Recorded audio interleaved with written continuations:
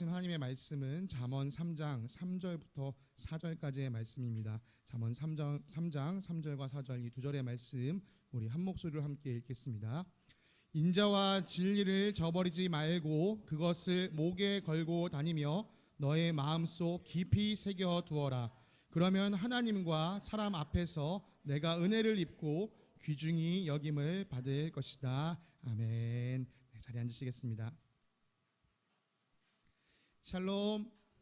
주님의 평강이 사랑하는 성도님들의 삶에 가득하시기를 간절히 기도드립니다. 지난 제가 7월 마지막 주에 말씀드리기로 매월 마지막 주는 우리 아이들을 눈맞춤을 한 설교를 좀 나누고 싶다라고 말씀드렸고, 그래서 지난 7월 마지막 주에 첫 번째 레슨이라는 제목으로 함께 말씀을 나눴었습니다. 오늘이 마지막 주는 아닌데요, 제가 아까 앞서 광고에 말씀드린 것처럼 다음 주에는 제가 설교를 안 할 것 같습니다.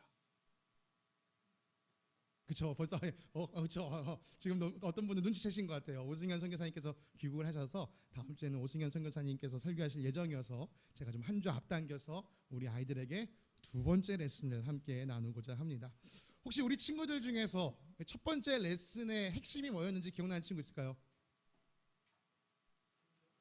지금 유진이가 뒤에서 뭐라고 했던 것 같은데 크게 얘기해 줄래, 유진아? 맞는 것 같아서 그래. 그렇죠. 부모님께 순종하라. 주 안에서 부모님께 순종하라는 것이 첫 번째 레슨이었습니다. 눈에 보이는 부모님께 순종할 수 있어야 눈에 보이지 않는 하나님께 순종할 수 있다. 우리 삶의 복받는 비결은 하나님께 순종하고 사는 삶인데, 눈에 보이는 부모님께 먼저 순종할 줄 알아야 눈에 보이지 않는 하나님께도 순종할 수 있다. 그래서 우리 친구들에게 눈에 보이는 부모님께 한번 순종해 봅시다 라는 첫 번째 레슨을 주었습니다. 혹시 우리 친구들 중에 첫 번째 레슨 듣고 한 달 동안 부모님께 잘 순종했다라고 생각하시는 분 있으신가요? 내 스스로 생각했을 때.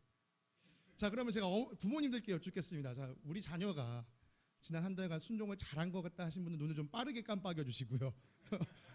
아니신 분은 눈을 좌우로 이렇게 해주시면 빠르게 깜빡이시는 분이 많은 것 같네요. 감사합니다. 우리 친구들에게 그래서 오늘 두 번째 레슨을 함께 나누고자 합니다. 우리가 지난 주일에 설교했던, 우리 친구들에게 다시 한번 퀴즈를 낼게요. 지난 주일에 여러분 우리가 어떤 본문을 가지고 설교했는지 혹시 기억나시나요? 우리가 계속 묵상하고 있는 소서지사인데요, 스가랴서를 가지고 우리가 지난주에 말씀을 나눴습니다. 우리가 스가랴서 지난주에 마지막 이 7장과 8장 말씀을 가지고 함께 이야기를 나눌 때 어떤 이야기가 기록되어 있으면요, 어떤 사람이 하나님 제가 은혜 받으려면 어떻게 해야 될까요? 더 금식하면 될까요? 저희가 그 절기를 맞춰서 다시 금식하면 될까요? 하나님께 그렇게 여쭈었더니 하나님께서 아니야, 내가 원하는 건 더 많은 금식이 아니야, 내가 원하는 건 더 많은 예배가 아니야, 너희가 예배를 드렸으면 예배자답게 사는 것을 내가 원해. 너희가 예배를 드렸으면 나아가서 예배자답게 살아가 라는 것을 더 원하신다라는 이야기를 나눴습니다. 그리고 우리가 살펴봤던 본문 말씀 스가랴서 8장 19절 끝부분에는 이렇게 기록되어 있었습니다. 너희는 마땅히 성실을 사랑하고 평화를 사랑해야 한다. 지난주에도 말씀드렸지만 여기서 성실이라고 번역된 단어 에메트는요, 사실은 진리, 진실, 정의 그리고 정직이라는 뜻이 담겨있는 단어였습니다. 오늘 그래서 여기서 좀 더 우리가 나누고 싶은 거예요. 우리 다음 세대 친구들, 지금 준우 여기 보이는 거 없고 다른 친구들 어디 있죠? 다음 세대 친구들. 자, 우리 친구들만 오늘 본문을 다시 읽겠습니다. 시작. 다시요. 여러분 저를 아신다면 이런 작은 목소리로 읽었습니다. 다시 시작.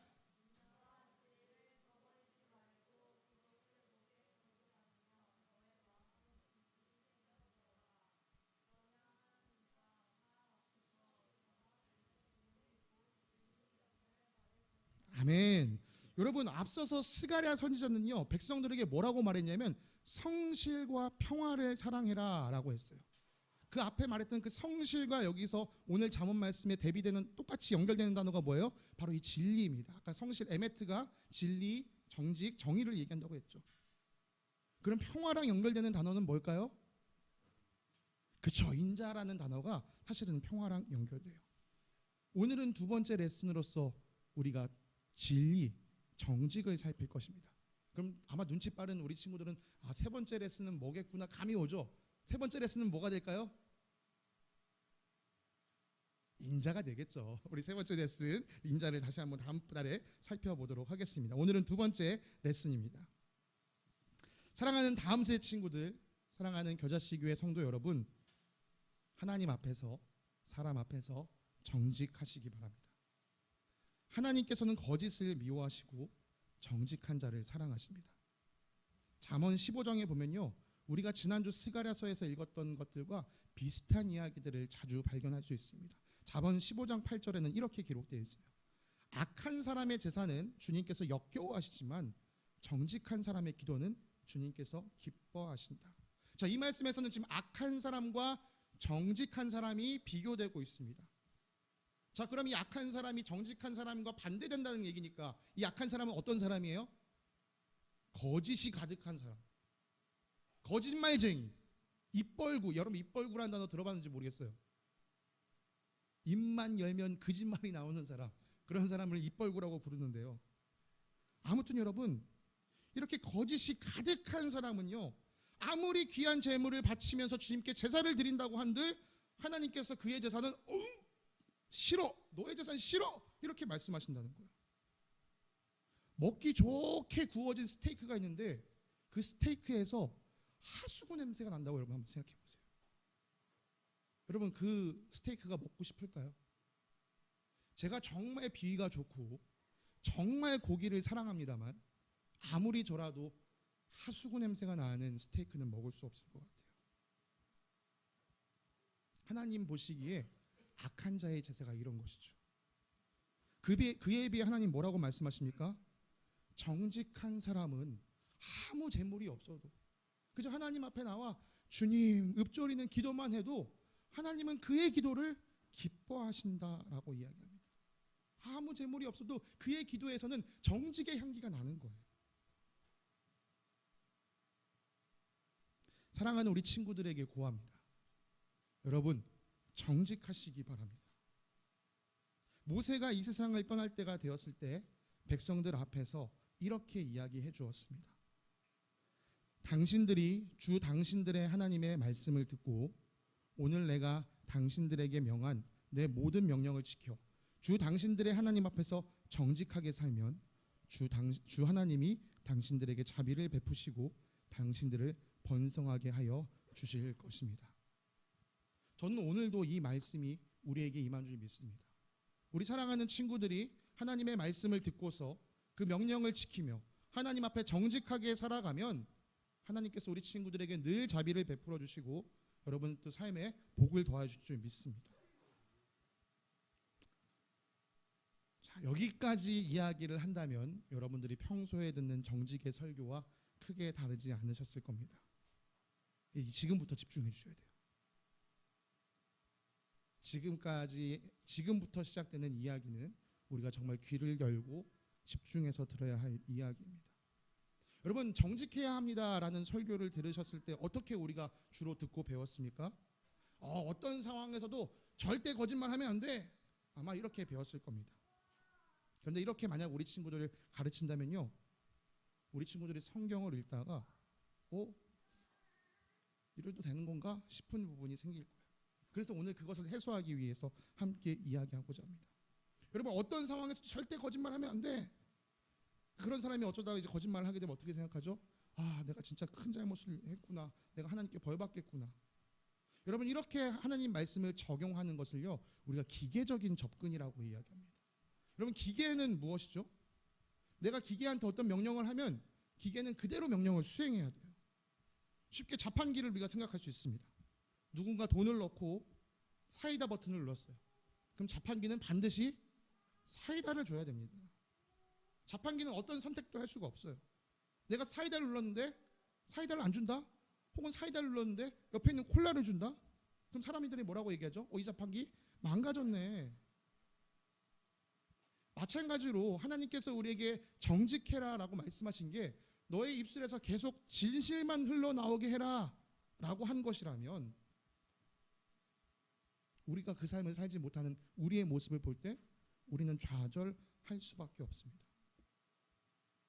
중요한 사실은요, 하나님은 절대 우리를 기계처럼 대하지 않으신다는 점이에요. 하나님과 우리는 인격적인 관계를 맺습니다. 그래서 하나님의 말씀을 적용할 때는요, 기계적인 접근이 아니라 관계적인 접근을 해야 합니다. 오늘 우리 다음 세대 친구들에게 정직에 대해서 이야기하고 있습니다. 앞서 제가 말씀드렸듯이 너희들 어떤 상황에서도 거짓말하면 안 돼. 우리 아이들에게 이렇게 가르친다면 우리 아이들이 출애굽기 말씀을 읽다가 멈칫할 수밖에 없을 거예요. 제가 그래서 오늘 그 얘기를 우리 친구들에게 들려주기 원합니다. 요셉이 이집트의 총리가 되어서 자기 아버지와 모든 가족을 다 이집트로 데리고 왔습니다. 여러분, 요셉은 이집트를 구한 난세의 영웅이었기 때문에요, 이집트 사람들이 다 야곱의 가족들을 환영해 줬어요. 그 요셉 가족이니까요. 그래서 다 그들이 정착할 때 좋은 대우를 해줬습니다. 그런데 시간이 흘러서 요셉도 죽고 이제는 점차 요셉이 죽고 나서 계속 시간이 흘러갔습니다. 근데 참 감사하게도 하나님께서 이스라엘 백성에게 은혜를 베풀어 주셔서 이 이스라엘 백성이 이집트에 사는 동안 점차 번성했어요.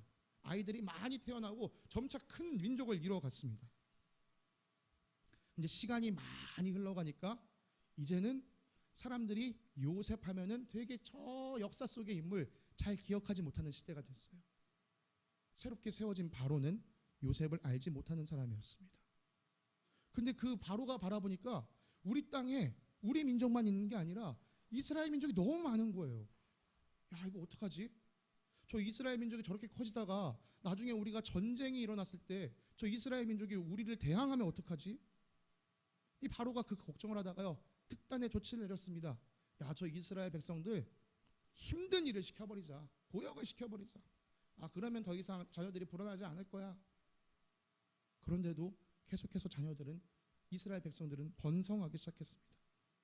야, 이젠 더 이상 안 되겠다 싶었던 이 바로 왕이요, 이스라엘의 산파를 불렀어요. 여러분, 산파가 뭐냐면요, 쉽게 말하면 산부인과 의사 혹은 산부인과 간호사를 생각하면 좋습니다. 산파를 불러놓고 이야기합니다.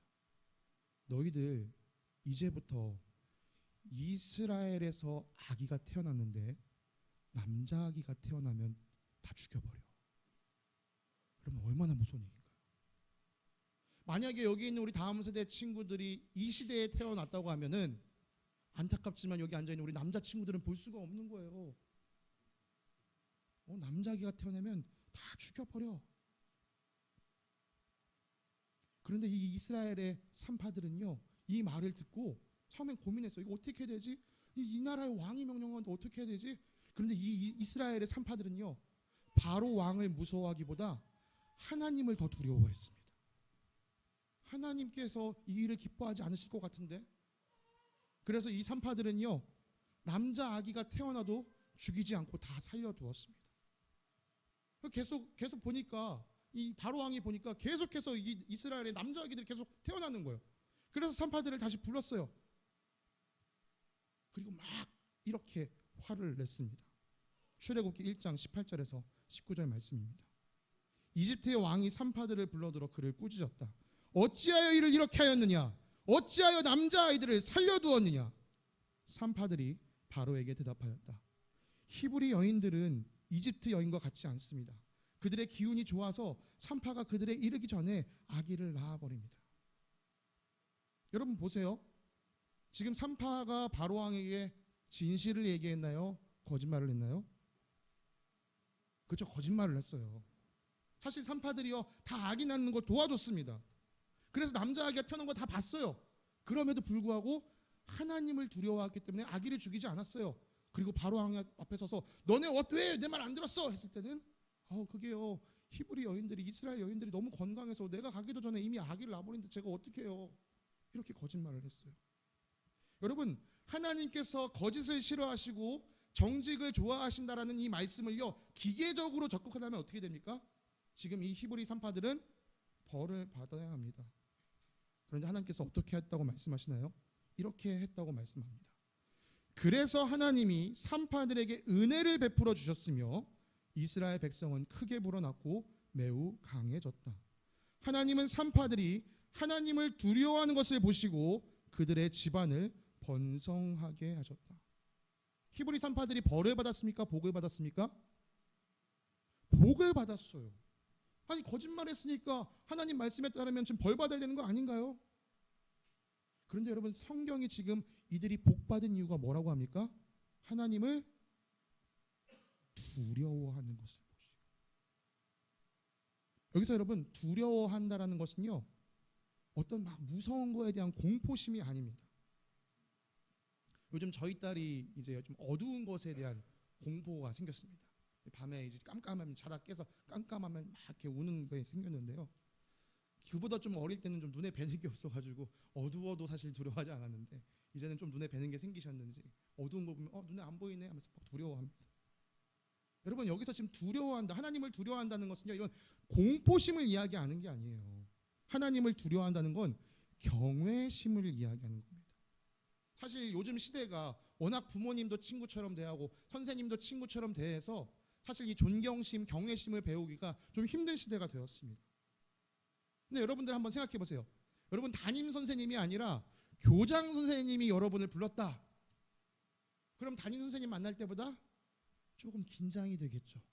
이 긴장이 여러분 이 경외심이랑 좀 비슷합니다. 높으신 분이 나를 불렀을 때, 그 앞에 섰을 때, 내가 높으신 분 앞에 섰을 때 떨리는 그 마음, 그게 바로 경외심인 거예요. 이스라엘 산파들, 히브리의 산파들은요 눈에 보이는 이집트 왕보다 눈에 보이지 않는 하나님을 더 높으신 분으로 생각했습니다. 그래서 바로를 두려워하는 마음보다 하나님을 경외하는 마음이 훨씬 더 컸던 거예요. 바로 왕이 나에게 이런 명령을 내렸는데 하나님께서 과연 이 일을 하는 것을 기뻐하실까? 그것을 고민했습니다. 근데 아무리 생각해봐도 이집트 왕의 명령은 하나님께서 기뻐하실 일이 아닌 것이죠. 그래서 그들은 그 명령을 따르지 않았습니다. 그렇다고 해서 여전히 이 산파들에게 바로 왕이 무섭지 않았을까요? 아니요, 무서웠을 거예요. 왜 그럴까요? 방금처럼 불러서 다시 혼낼 수 있거든요. 혼내는 것에 그치는 것이 아니라 너희 내 말대로 하지 않았으니까 너희를 감옥에 가둬버릴 거야. 혹은 너희 내 말대로 하지 않았으니까 너희를 죽여버릴 거야. 할 수 있는 힘이 바로에겐 있었기 때문입니다. 그래서 화가 잔뜩 난 바로가 너희 왜 내 말대로 하지 않았어? 왜 남자 아기를 살려두었어? 이렇게 물었을 때 이들은 잔뜩 겁을 먹고 거짓말을 할 수밖에 없었습니다. 여러분 어떤 사람들은 이렇게 얘기해요. 아니 그래도 그 상황에서도 산파들이 끝까지 하나님을 믿고 진실을 얘기했었어야지. 그들이 그럼 진실을 얘기했었으면 다니엘이 사자굴에 던져졌을 때 하나님께서 구해주신 것처럼 하나님께서 그 산파들도 구해주셨을 거야. 네, 저도 충분히 하나님께서 다니엘에게 하셨던 그 역사를 이 산파들에게 이루실 수 있다고 봅니다. 그런데 여러분 히브리서 11장을 보면요 그렇게 믿음으로 건짐을 받은 수많은 사람들의 이야기도 있지만 믿음 때문에 죽은 사람들의 이야기도 함께 실리고 있습니다. 그러면 또 어떤 분들은 이렇게 말씀하세요. 아니 그러면 차라리 이 산파들이 거기서 진실을 말하고 순교했었어야죠. 네, 저도 그들이 진실을 말하고 순교할 수 있었다면 좋겠지만 여러 가지 모습을 보건대 그들의 믿음은 아직 그만한 분량에 이르지 못했던 것 같습니다. 여러분 순교는요 우리가 누구에게 강요할 수 있는 것이 아니에요. 무엇보다 이들을 대한 하나님의 반응을 살펴보십시오. 하나님은 산파들의 거짓말에 대해서 벌하지 않으셨습니다. 하나님은 이들에게 은혜를 주셨어요. 복을 내려주셨어요. 왜요? 하나님은 이들의 마음의 중심을 아셨고 이들의 믿음의 수준을 아셨기 때문입니다. 그래서 이들이 거짓말한 것 때문에 벌 내리지 않으셨어요. 그런데 여러분 거짓말을 했는데도 복을 내리셨다가 아니고 성경은 무엇이라고 얘기하냐? 하나님을 두려워했기 때문에 하나님을 경외했기 때문에 이들에게 복을 내리신다라고 합니다. 아까 말씀드린 것처럼 여러분 하나님 말씀은요 우리에게 기계적으로 접근되는 게 아니라 관계적으로 적용되는 것입니다. 사랑하는 다음세 친구들, 하나님께서 주신 율법에서 가장 큰 계명은 하나님을 사랑하고 이웃을 사랑하는 것입니다. 우리가 소선지서를 묵상하면서 이웃 사랑을 많이 강조했죠. 절대 잊지 말아야 할 것은 우리가 이웃 사랑하는 힘이 어디에서 출발하느냐? 하나님을 사랑하는 것에서 출발한다는 것이에요. 우리의 신앙의 근본적인 출발은 바로 이 하나님을 사랑하는 것에서 시작합니다. 그래서 모든 말씀 중에 가장 중요한 건 하나님을 사랑하라는 것이에요. 비록 이 산파들이 진실을 말해서 순교할 각오를 할 만한 믿음은 없었을지라도 이들 마음 가운데는 하나님을 바로보다 더 경외하는 마음, 하나님을 사랑하는 마음이 있었습니다. 여러분, 제가 앞서서 여러분 정직하십시오라고 이야기할 때 이렇게 이야기했어요. 사람들과 하나님 앞에서 정직하십시오. 여러분, 우리가 정직해야 할 대상이 둘이 있습니다. 하나는 사람이고 하나는 하나님입니다. 그런데 이 두 대상에 대해서 우리가 얼마만큼 정직해야 하는가에는요 차이가 있습니다. 정직의 수준의 차이가 있어요. 여러분, 먼저 하나님께 대해서는 여러분 100% 완전히 정직하셔야 합니다. 하나님 앞에서는 절대 숨김이 없으셔야 돼요. 하나님 앞에는 여러분 있는 그대로를 다 나타내셔야 합니다. 그럼 사람에게는 얼마만큼 정직하면 될까요? 하나님이 100%니까 한 사람한테는 한 50%만 정직하면 될까요? 아니요. 여러분, 사람들 앞에서는 99.9% 정직하시기 바랍니다. 뭐예요? 그러면 겨우 0.1%인데요. 차이가 없는 거 아닌가요? 네, 차이가 거의 없어요. 할 수만 있다면 여러분들 사람 앞에서 늘 정직하시기 바랍니다. 그러면 우리가 사람 앞에서 정직해도 되지 않는 순간이 언제냐? 오늘 아까 읽었던 출애굽기 말씀이 우리에게 알려주는 것이죠. 여러분, 어떤 사람들은요 우리에게 악한 일에 함께 동참할 것을 요구할 때가 있습니다. 때로 그렇게 악한 일을 요구하는 사람들이요 우리가 거절할 수 없는 정도의 큰 힘을 가지고 있는 경우들이 있어요.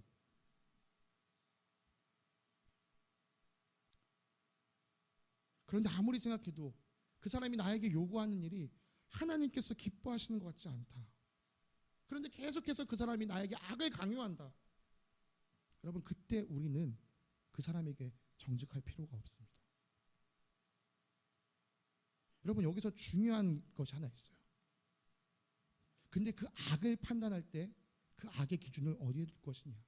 여러분, 내가 보기에 악하다가 아니고 하나님 말씀에 비춰봤을 때 저 요구가 악하다 했을 때 우리는 그에게 정직할 필요가 없다는 것을 이야기하는 것이죠. 우리 친구들이 좀 이해하기 쉽게 예를 들어보겠습니다. 우리 다음 세대 친구들, 이 지금 청소년기를 보내고 있는 친구들에게 중요한 것 중 하나가 바로 친구들의 관계예요. 거의 뭐 친구 관계의 영향력은요 바로왕의 영향력 수준에 거의 버금갑니다. 매우 큰 영향력을 끼치죠. 한번 목사님이 예를 들어볼게요. 우리 친구들이 이제 시험 때가 됐어요. 근데 내 정말 친한 친구가 와서 이렇게 얘기하는 거예요. 야, 준호야, 내가 이번에 진짜 너무 바빠가지고 내일 볼 사회시험 준비를 못했네. 혹시 나 위해서 좀 커닝페이퍼 좀 만들어줄래? 커닝페이퍼를 만들어달라고? 그리고 집에 왔어요. 혹시 나도 사회시험 공부를 하려고 하는데 계속 친구의 요구가 떠오르는 거야. 내 정말 친한 친구거든. 커닝페이퍼를 만들어달라고? 야, 이렇게 해도 되나? 친구를 생각하면 해주는 게 좋을 것 같은데 그렇게 하면 이게 정말 옳은 일일까? 기쁜 일일까? 하나님께서 이걸 기뻐하시는 일일까? 아무리 생각해도 하나님께서 기뻐하실 것 같지 않은 거예요. 왜요? 그건 지금 사실은 도둑질하는 거, 점수를 도둑질하는 거거든요. 속이는 거거든요. 준호가 밤새도록 고민합니다. 야, 이걸 만들어줘 마로, 만들어줘 마로. 그러다 꼴딱 밤을 샜어요. 그 다음날 아침 학교를 갔습니다. 친구가 준호를 보자마자 막 달려와요. 준호야, 혹시 커닝페이퍼 만들었어? 미안, 나 어제 일찍 잠들어서 내가 깜빡하고 못 만들었다. 여러분, 지금 준호가 진실을 얘기했나요? 그렇진 않죠. 사실 준호 밤새 그것 때문에 고민했어요. 만들어야 될까 만들지 말까. 그러나 그 악에 동참할 수 없었기 때문에 준호는 그 친구에게 거짓말을 하고 말았습니다. 하나님께서 이 거짓말로 준호를 벌하지 않으신다는 거죠. 준호의 마음의 중심이 무엇인지를 아시고 그 마음을 기쁘게 받아주신다는 것이죠. 이렇게 누군가 여러분에게 악한 일에 동참할 것을 강요하는 상황에서 여러분이 정직할 필요가 없습니다. 사실 이 상황에서 여러분이 정직하지 않은 것은 사람을 향해서 정직하게 하지 않은 게 아니에요. 사실은 이 상황에서는요, 그 사람 뒤에서 그 사람을 조종하고 있는 그 사람을 조종하고 있는 사탄에 대해서 정직하게 대하지 않는 겁니다. 여러분, 우리는요 사탄에게 정직해야 할 필요가 없습니다. 왜요? 사탄과 우리는 끊어진 관계이기 때문입니다. 사탄과 우리의 관계는요, 무엇인가 회복될 가능성이 있는 관계가 아니에요. 만약에라도 연결되어 있다면 단호하게 끊어야 될 관계입니다. 그렇기 때문에 사탄이 우리에게 강요하는 것에 우리는 정직하게 살아갈 필요가 없습니다. 그러나 우리가 이 매여 있는 사람을 의의 길로 인도하기 위해서, 이 사람이 나에게 악을 강요하는 것이 아니라면 이 사람을 의의 길로 인도하기 위해서 다른 순간에는 이 사람에게 늘 정직하게 대해 주셔야 합니다.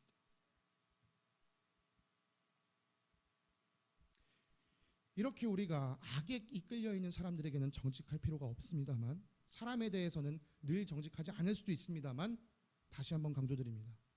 하나님 앞에서는 늘 정직하시기 바랍니다. 여러분, 하나님 앞에서는요, 우리가 숨길 수 있는 것이 아무것도 없습니다. 하나님은 우리의 모든 것을 알고 계십니다. 우리 스스로도 잘 알지 못하는 마음속 깊은 것까지 하나님은 통찰하고 계세요. 그러니까 우리가 하나님을 속일 수 있다라고 여러분 착각하지 마세요. 절대 속일 수가 없어요. 그러니까 여러분 안에 있는 것을 진실하게 하나님 앞에 내놓으시기 바랍니다. 제 인생 가운데 한번 그런 경험이 있었어요. 이건 정말 하나님을 위한 거야 라고 제가 무슨 일을 함에 있어서 그걸 막 예쁘게 포장했어요. 내가 이 일을 통해서 어떻게 하나님을 영광 돌리고 어떻게 해야지. 그런데 나중에 하나님께서 그 마음의 포장을 하나하나 벗겨내시는데요, 그 중심에 제 욕심이 있는 걸 본 적이 있습니다. 그리고 제가 그때 하나님 앞에 엄청나게 회개했던 적이 있어요. 하나님 죄송합니다. 제가 이 일이 하나님을 위한 거라고 말씀드렸는데 사실은 그 깊은 내면에는 나의 욕심이 있었습니다. 여러분, 하나님 앞에서는 절대 아무것도 숨길 수가 없습니다. 우리가 하나님 앞에 숨기지 않아도 되는 이유가 있습니다. 그것은 무엇이냐? 하나님께서 선하시다는 것이죠. 하나님을 늘 가장 선한 길로 우리에게 말씀하여 주시고 늘 가장 선한 길로 인도하여 주실 것이기 때문에 여러분, 우리가 하나님 앞에 숨길 필요가 없습니다. 이제 우리 친구들이요, 이 하나님 말씀이 우리에게 주는 정직이라는 것이 무엇인지 느낌이 왔으리라고 생각해요. 선하신 하나님께는 늘 정직하십시오. 또 선하신 하나님을 전해줘야 할 다른 사람들에게도 늘 정직하려고 애쓰십시오. 그러나 여러분을 악으로 이끌려고 하는 사람들에게까지 정직할 필요는 없습니다. 악을 선으로 이겨낼 수 있다면 참 좋겠습니다만, 아직 우리 친구들의 믿음 수준이 거기에 이르지 못했다면 좌절하거나 낭만하지는 마십시오. 하나님을 향한 여러분의 그 마음을 하나님은 다 알고 계십니다. 이 원리 안에서요, 저는 우리 친구들이 삶에서 정직하게 살기 위해서 이 두 가지 제안을 좀 하고 싶습니다. 사람이요, 참 정직하게 살고 싶지만 정직하기가 힘든 순간들이 있습니다. 우리 친구들이 만약에 이러한 순간에도 정직하게 살아갈 수 있다면 사실은 삶의 많은 영역에서 정직을 실천하며 살아갈 수 있으리라고 생각합니다. 그래서 여러분들, 우리 학생 다음 친구들보다 먼저 삶을 살아갔던, 또 그리스도인으로서 고민했던 한 사람으로서 우리 친구들에게 이 다음 두 가지를 좀 권면하고 싶습니다. 첫 번째, 우리 친구들이 잘못했다는 것을 깨달아졌을 때 그것을 숨기지 말고 인정하시기 바랍니다. 여러분, 사람은요, 누구나 다 다른 사람에게 잘 보이고 싶은 마음이 있어요. 그래서 내가 실수하면 내 실수를 감추고 싶습니다. 그런데 여러분, 동시에요, 이 땅에 실수하지 않는 사람은 아무도 없습니다. 모든 사람은 다 실수합니다. 근데 어떤 사람들은 내가 실수하고도 잘못했는데도 내가 잘못한 줄도 모르고 살아가요. 만약에 근데 이 사람이 정말 잘못한 게 모르는 것이다라면 이 사람이 잘못됐다는 걸 깨닫는 게 중요하죠. 배우는 것이 중요합니다. 저는 이 목장이 사실은 그런 자리라고 생각해요. 우리에게 훈련의 장, 배움의 장입니다. 매번 우리가 목장에서 당신 이거 잘못했어, 이렇게 하면 안 돼, 이거 지적하라는 게 아니고요. 이 성경의 말씀처럼 철과 철이 부닥칠 때 그 철이 더 날카로워지는 것처럼 이 믿음의 사람들과 믿음의 사람들이 계속 함께 부딪히면서 삶을 살아갈 때 우리의 믿음이 더 아름답게 빛날 수가 있습니다. 이 진정한 사랑 안에서 잘못된 길로 가는 지체들을 안으로 이끌어주는 것이죠. 아무튼 이렇게 해서 잘못된 길로 가고 있는 것을 깨달아졌을 때 내가 잘못했구나. 여러분 인정할 수 있으면 정말 좋겠는데 아까도 말씀드린 것처럼 사람들은 어떻게 해요? 내 실수를, 내 잘못을 감추고 싶어 합니다. 여러분 그런 경우 많을 거예요. 엄마 아빠랑 어쩌다가 엄마 아빠한테 혼나는 경우. 물론 엄마 아빠가 매번 맞다는 건 아니에요. 엄마 아빠한테 혼나고 있는데 딱 혼나다 보니까 내가 잘못한 게 맞아. 근데도 그 순간 변명할 것을 찾는다. 여러분 이제 그 일을 그만두십시오. 여러분들 마음 가운데 엄마 아빠한테 뭔가 이렇게 지적을 받고 또 선생님한테 지적을 받다가 맞다 이게 잘못됐지라고 깨달아지면요, 그냥 엄마 아빠에게 선생님에게 네 선생님 제가 잘못했습니다. 엄마 아빠 죄송합니다. 이거 제가 잘못한 게 맞는 것 같아요. 이렇게 인정할 수 있는 친구들이 되길 바랍니다. 무엇보다 여러분의 잘못이, 죄악이 하나님 앞에 깨달아질 때 하나님 앞에 숨기지 말고 나와서 회개하시기 바랍니다. 하나님은 여러분의 그 기도를 절대 외면하지 않으실 겁니다. 둘째, 우리 친구들이요, 모르는 것이 있으면 괜히 아는 척하지 않았으면 좋겠습니다. 모르면 모른다고 인정하면 돼요. 그걸 숨길 필요가 없습니다. 아까도 말한 것처럼 우리 친구들 다른 사람에게 잘 보이고 싶은 마음이 있죠. 내가 잘 못하는 거 혹은 잘 모르는 거 들키고 싶지 않습니다. 근데 여러분 모르는 건 창피한 게 아니에요. 잘 못하는 건 창피한 게 아닙니다. 오히려 내가 모르는 걸 감추려고 하는 것, 거기에서 정직하지 못한 것이 더 창피한 일이죠. 혹시라도 여러분이 잘 모르는 것 때문에, 잘 하지 못하는 것 때문에 여러분을 놀리는 사람이 있다면 여러분 그 사람이 잘못하고 있는 겁니다. 제가 아기를 키워보니까 알겠어요. 사람은 처음부터 잘 걷는 사람이 없습니다.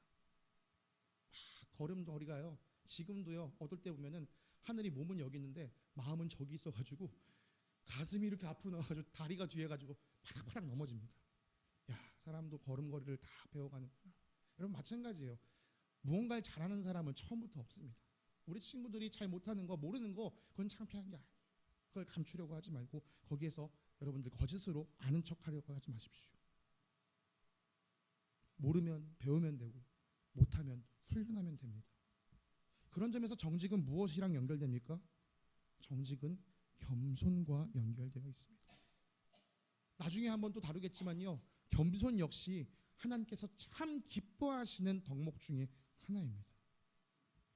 여러분 잘 모르는 것이 있을 때, 할 수 없는 것이 있을 때 사람들 앞에서, 무엇보다 하나님 앞에서 겸손하고 정직하시기 바랍니다. 그러면 여러분이 하나님 앞에 나아가 진실한 간구의 기도를 하게 돼요. 하나님, 제가 이걸 잘 하지 못하겠어요. 제가 이 삶의 문제에서 이게 부딪히는데 제가 이걸 어떻게 해결해야 될지 모르겠어요. 친구와의 관계에서, 학업의 문제에서 제가 이게 잘 해결되지 않는데 주님 도와주세요. 여러분, 하나님은 여러분의 간절하고 그 진실한 기도를 들어주실 줄 믿습니다. 말씀을 마무리하기 원합니다. 오늘은 두 번째 레슨으로 정직에 대해 살펴봤습니다. 정직하라는 하나님의 말씀은 우리에게 기계적으로 주어진 것이 아닙니다. 하나님은 왜 우리에게 정직하라고 말씀하십니까? 준호야, 내가 나를 사랑하면 나를 닮아서 정직하길 바란다.